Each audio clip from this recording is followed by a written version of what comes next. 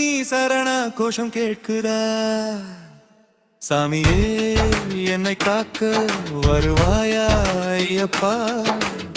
கல்லும் முள்ளும் பஞ்சு போல கால்களுக்கு சுகம் தந்தாய். கரிமலை